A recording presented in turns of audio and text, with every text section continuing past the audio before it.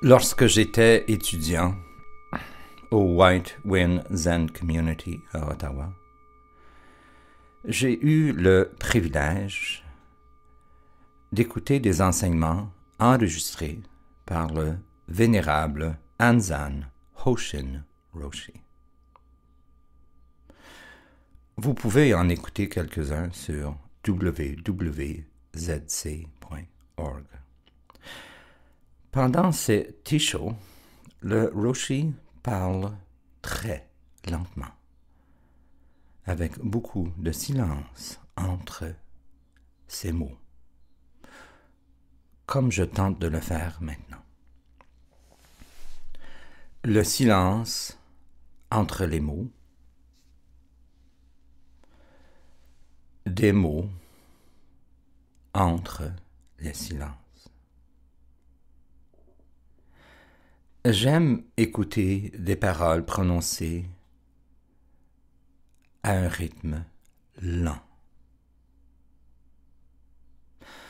Cela permet à d'autres sons de pénétrer l'espace acoustique. Par exemple, en ce moment, il y a des oiseaux très lointains. Le ronflement d'une autoroute.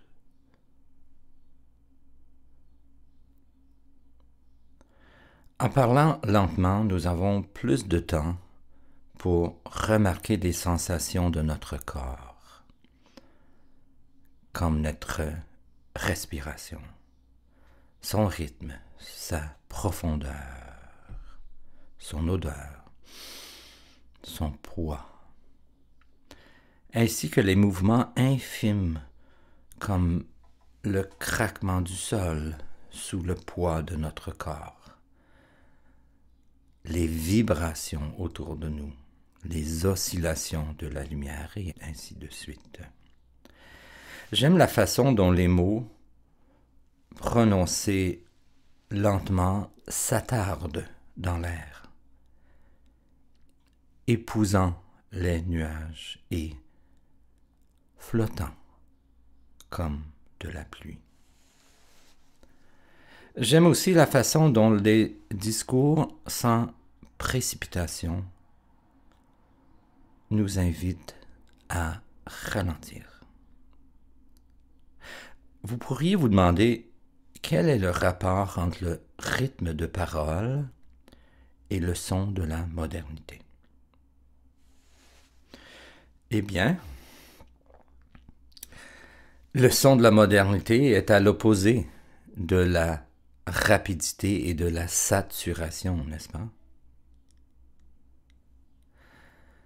Nous vivons en permanence en sur-régime avec la technologie qui accélère nos vies de plus en plus, chaque jour.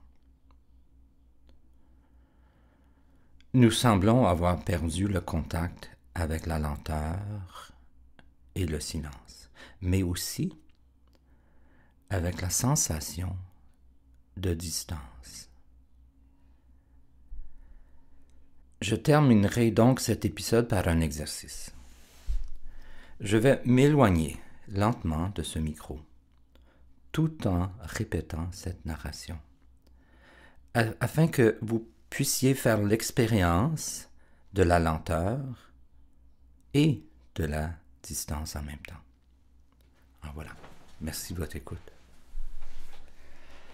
Lorsque j'étais étudiant au White Wind Zen Community à Ottawa, j'ai eu le privilège d'écouter des enseignements enregistrés par le vénérable Anzan Hoshin Roshi.